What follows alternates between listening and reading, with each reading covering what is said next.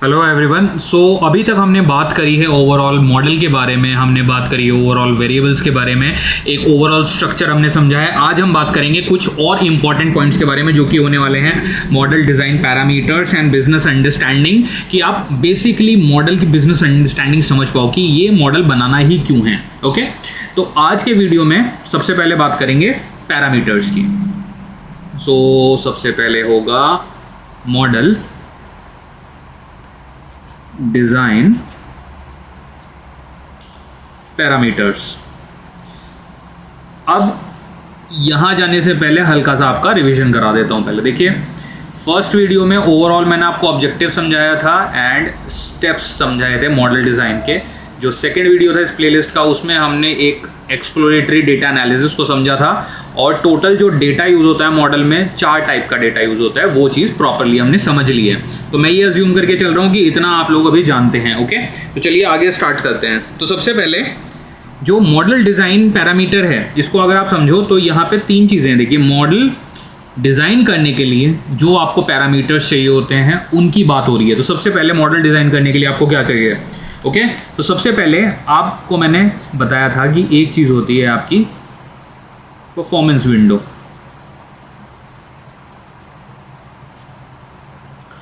Then एक चीज़ होती है मॉडल में जिसको कहते हैं बैड डेफिनेशन। तो ये हमें कैलकुलेट करनी पड़ती है। ओके, आई थिंक मैंने ये चीज़ ऑलरेडी बताई है आप लोगों को, और आई थिंक क्या मैंने एक्चुअली बताई है आप लोगों को। तो द थिंग इज़ कि सबसे पहले आपको, जब आप इस तरफ जाओगे कि परफॉर्मेंस विंडो निकाल रहे हो या बैड डेफिनेशन निकाल रहे हो, तो उससे पहले आपको कुछ फैक्टर्स को कंसिडर करना है। अब वो फैक्टर्स क्या हैं, शॉर्ट में बताता हूँ आपको। देखिए, सबसे पहले तो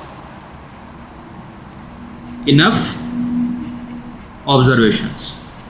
जब आपको डेटा दिया जाएगा ना, तो आपको ये मेक श्योर करना है कि उसमें इनफ ऑब्जर्वेशन हो। इनफ ऑब्जर्वेशन कैसे जज करोगे आप? एटलीस्ट 1 ईयर का डेटा आपके पास होना चाहिए। मैक्सिमम आपके पास कितना भी हो सकता है, 20 ईयर्स का भी हो सकता है, बट आपके पास इनफ ऑब्जर्वेशन होनी चाहिए। ऐसा नहीं है कि आप 3 महीने की डेटा पे मॉडल बनाने चल दो, वो टफ हो जाएगा and that is not a proper use case, और उससे आप एक्चुअली एक इफेक्टिव मॉडल बना भी नहीं पाओगे। ओके, सेकेंड चीज़ जो है,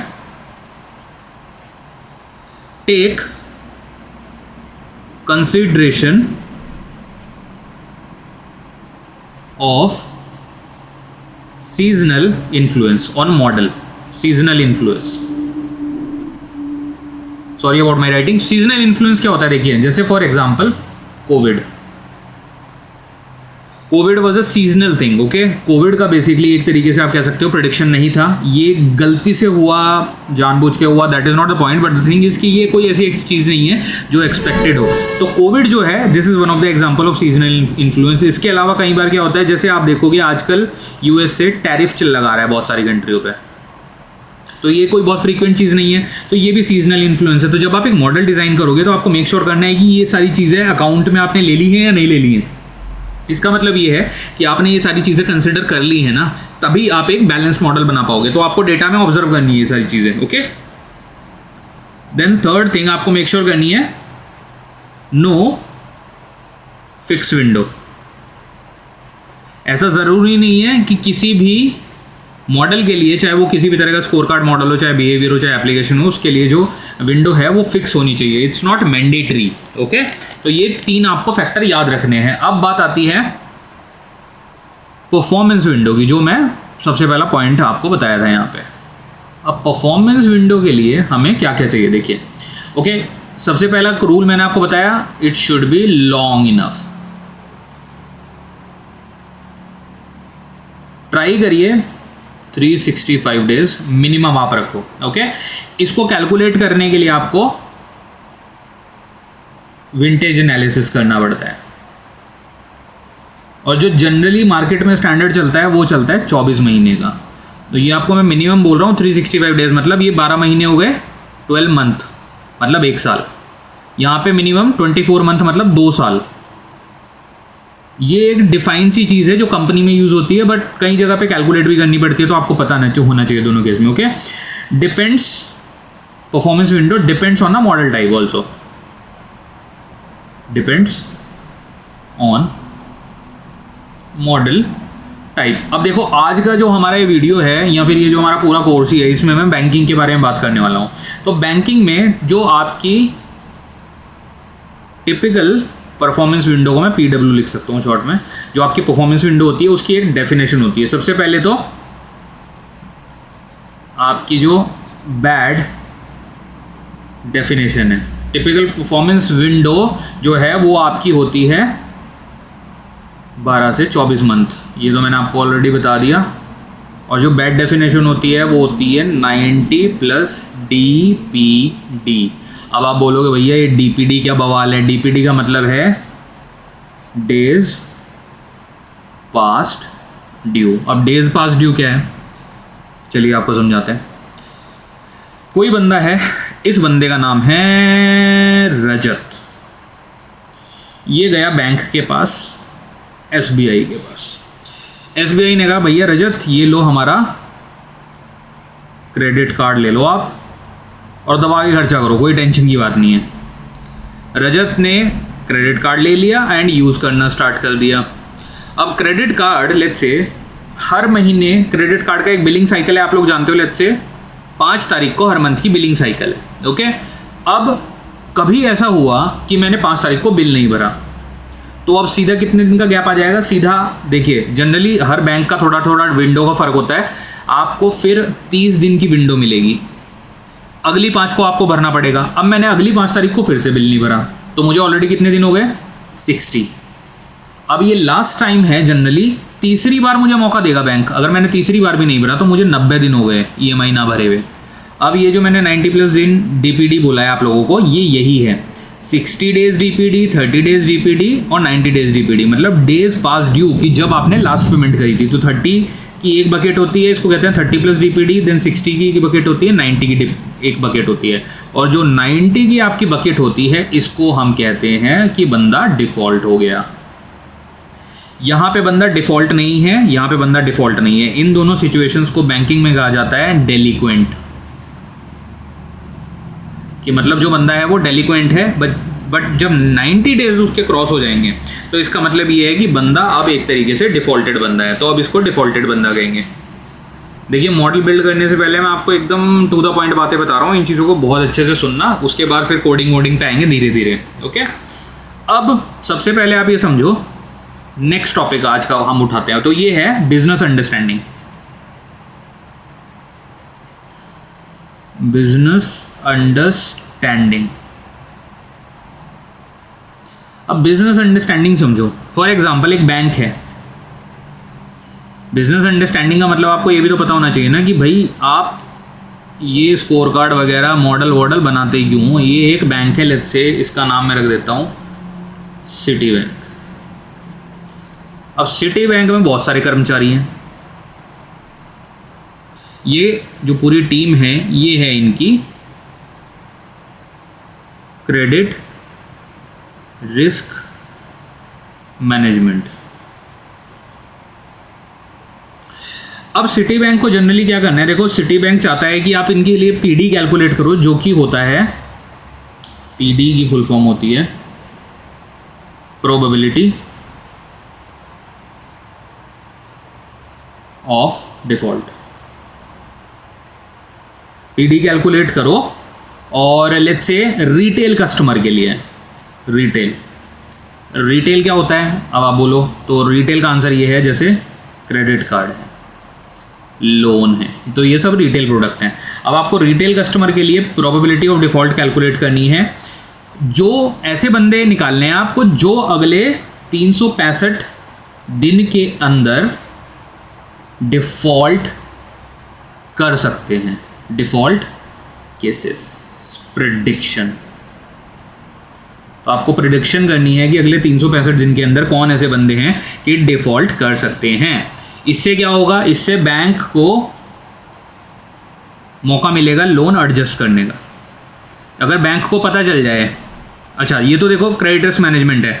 अब यहाँ पे बैंक में सबसे पहले तो कस्टमर आता है ना, देखो यहाँ पे आपके आ गए कस्टमर, और कस्टमर तो लाखों में होते हैं। लेट्स से 1 लाख कस्टमर मैं मानता हूँ जो क्रेडिट कार्ड यूज़ कर रहे हैं। तो सिटी बैंक अपनी क्रेडिट रिस्क मैनेजमेंट टीम को बोलेगा भैया 1 लाख कस्टमर हमारे हैं जो क्रेडिट कार्ड यूज़ कर रहे हैं, इनके लिए आप PD कैलकुलेट करो हमारे रिटेल कस्टमर के लिए क्रेडिट कार्ड के, और हमें ये बताओ कि पिछले अगले 365 दिन में ऐसे कितने कस्टमर हैं इन 1 लाख में से जो कि डिफ़ॉल्ट कर सकते हैं। तो अब हम क्या करेंगे, जैसे ही हमें पता चलेगा कि लेट्स से जनरली 1 लाख में से अगर मैं बताऊं आपको तो 2% या 3% आप मान लो, तो लेट्स से 2000 ऐसे कस्टमर हैं जो अगले 1 साल के अंदर लोन डिफ़ॉल्ट करने का चांस रखते हैं।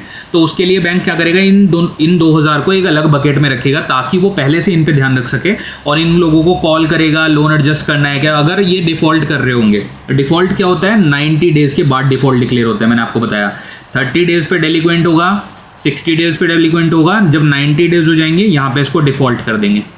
तो बैंक ट्राई करता है यहीं पे इस विंडो में हेल्प करने का। 90 डेज़ के बाद तो ऑब्वियसली आप डिफ़ॉल्टेड हो, वहाँ पे भी हेल्प करेगा, देख के सिचुएशन किस तरह की है, अननेसेसरी हेल्प नहीं करेगा, but definitely they will try to solve the problem. Okay, तो ये होता है सबसे पहले। नाउ हेल्प इसलिए भी करता है बैंक ताकि जो डिफ़ॉल्ट है उसको अवॉइड किया जा सके। Okay, and bank basically call it early warning system in score card. तो इसको EWS के नाम से भी बोलते हैं। ओके, अब आपको मैं कुछ और इंपॉर्टेंट पॉइंट बताता हूं, 1-2 जो कि आपको पता होने चाहिए। जनरली ऐसे केसेस में जब आपको PD निकालनी होती है आप हमेशा यूज़ करते हो, ये मैं आपको नोट्स के तौर पे बताऊंगा, लॉजिस्टिक रिग्रेशन। इस कोर्स में मैं आपको लॉजिस्टिक रिग्रेशन ही बताने वाला हूँ, लॉजिस्टिक रिग्रेशन ही यूज़ होगा। लॉजिस्टिक रिग्रेशन, उसका रीज़न ये है कि जो आपका डिपेंडेंट वेरिएबल है वो बाइनरी है। ओके, बिकॉज डिपेंडेंट वेरिएबल क्या है आपका, सॉरी ये राइटिंग बड़ी ख़राब हो रही है, कोई नहीं, आपका डिपेंडेंट वेरिएबल है डिफ़ॉल्ट। अब डिफ़ॉल्ट के 2 केस हैं, या तो बंदा डिफ़ॉल्ट येस है या डिफ़ॉल्ट बंदा नो है, तो इसलिए यहाँ पे हम लॉजिस्टिक रिग्रेशन यूज़ करेंगे। ओके, और आपकी मिनिमम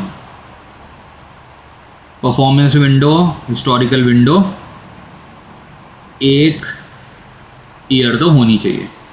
तो आई होप आपको इतना क्लियर है। ओके, थोड़ा और आगे चलते हैं, थोड़ा सा और चीज़ों के बारे में बात करते हैं क्योंकि वो भी बड़ा इंपॉर्टेंट है। आज थोड़ा आप लोग फोकस के साथ रहिएगा, लास्ट तक आपको काफ़ी कुछ पता चलेगा।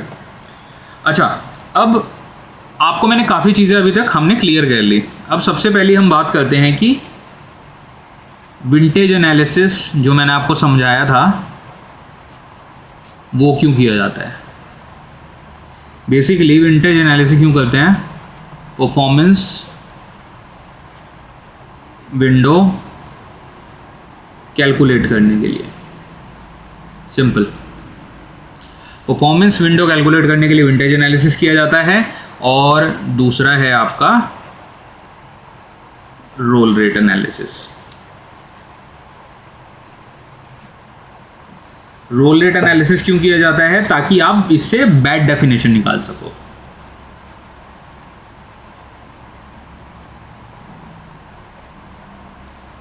अब आप बोलोगे कि ये तो चलो समझ में आ गया, बट ये निकालते कैसे हैं, तो चलिए आपको अब समझाते हैं कि निकलता कैसे है।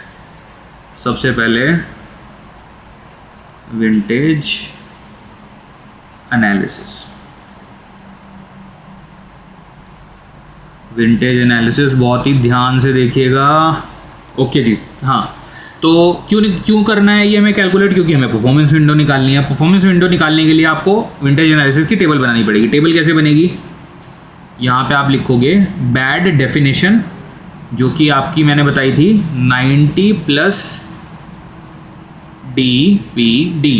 ओके, अब जो विंटेज एनालिसिस होता है ये एग्जिस्टिंग टू बैंक के ऊपर मैं करने वाला हूँ, मतलब ऐसे कस्टमर जो ऑलरेडी बैंक में अवेलेबल हैं। ओके, तो उसको हम कहते हैं मंथ ऑन बुक।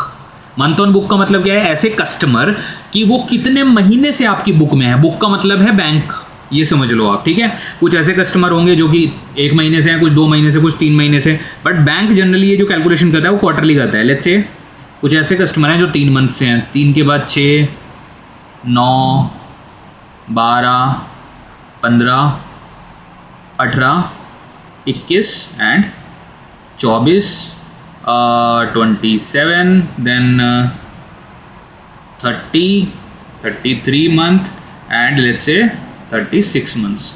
तो 3 साल का डेटा इनके पास है, बैंक के पास। अब बैड डेफिनेशन क्या है? 90 डेज DPD। ओके, अब यहाँ पे हम एक चीज़ और लेते हैं। देखो ये तो आपका पूरा मंथ ऑन बुक वाला सेक्शन हो गया। अब यहाँ पे आपकी आ गई अकाउंट ओपन डेट। इसको मैं लिखता हूँ ओपन डेट। तो लेट्स से आप बोलोगे कि अकाउंट ओपन डेट कैसी है। अब 3 महीने का मैंने ब्रैकेट लिया है, तो कुछ लेट्स से ऐसा ले लेता हूँ कि Q1 2023, क्वार्टर ले लेते हैं, Q2 2023, Q3 2023 एंड Q4 2023, और 2 क्वार्टर और ले लेते हैं लेट्स से। उसके बाद क्या आएगा? Q1 2024, या चलिए इतना ही रखते हैं। कॉन्सेप्ट समझना, विंटेज एनालिसिस होती क्या है। अब यहाँ पे मैं बेसिकली क्या निकाल रहा हूँ, देखो परसेंटेज में डालूंगा। ये कैलकुलेशन होती है, आप एक्सेल में भी कर सकते हो, सैस में भी कर सकते हो। अभी के लिए मैं आपको समझाने के लिए बता रहा हूँ, बाकी फिर आपको मैं बताऊँगा ऑब्वियसली जब हम कोड के थ्रू समझेंगे। अभी आप खाली इस कॉन्सेप्ट पे ध्यान देना। ओके, बेसिकली लेट्स से कितने परसेंट लोगों ने यहाँ पे मंथ ऑन बुक पे डिफ़ॉल्ट किया? लेट्स से बहुत कम लोग हैं जो शुरू में डिफ़ॉल्ट करेंगे, 0.3%, और यहाँ पे 0.4%, यहाँ पे 0.5%, 0.6, 0.7। शुरू के 3 महीने में तो बहुत ही कम लोग डिफ़ॉल्ट करेंगे ना। उसके बाद लेट्स से थोड़ा सा परसेंटेज बढ़ेगा। यहाँ पे आप बोल सकते हो 0.6 हो गया, 0.8 हो गया, 0.10 हो गया, 0.12 हो गया, 0.15 हो गया। देन उसके बाद यहाँ पे 0.20।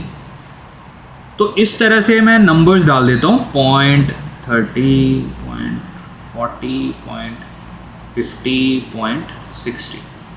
तो ऐसे करके आप नंबर यहाँ पे बढ़ाते रहो। अब मैं आपको इस तरह से सारे नंबर से, it will be long for you, आप बेसिकली इस तरह से सारी वैल्यू डाल दोगे। अब ये क्या है? 0.3, ये परसेंट है कि इस टाइम पे जिन लोगों ने अकाउंट खोले थे उसमें से खाली इतने परसेंट ऐसे लोग हैं जो शुरू के 3 महीने में ही डिफ़ॉल्ट कर गए थे। मतलब उन्होंने पहले दिन से EMI नहीं भरी। इन शॉर्ट मैं आपको ये कहना चाह रहा हूँ। तो ऐसे करके आप पूरा इन्फॉर्मेशन निकालोगे और आप लास्ट तक यहाँ पे फिल करोगे। लास्ट तक जाते जाते ये हो सकता है 3.5% तक पहुँच जाए, या फिर ये हो जाएगा 3.1%।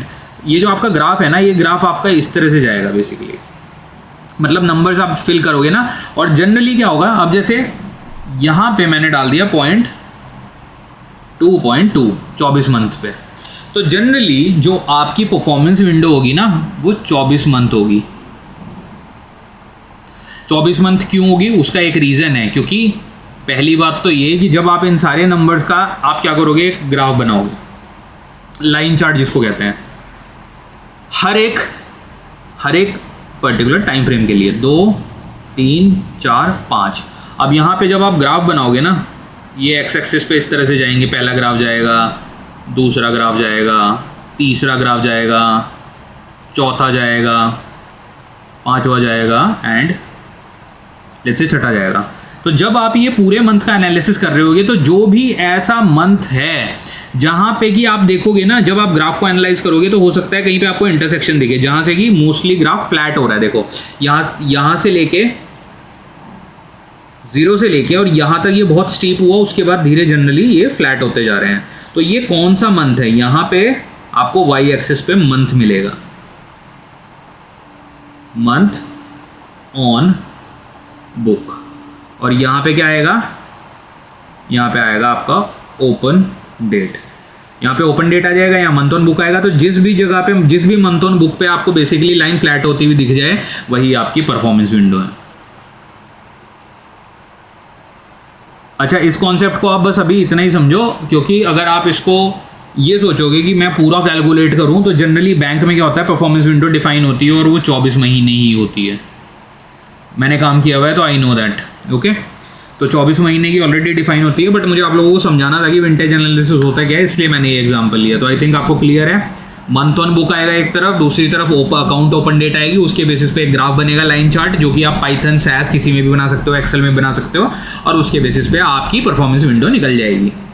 अब नेक्स्ट क्या होता है, देखो नेक्स्ट होता है यहाँ पे, जब आपने लाइन चार्ट अपना बना लिया, ओके, तो इसको आपको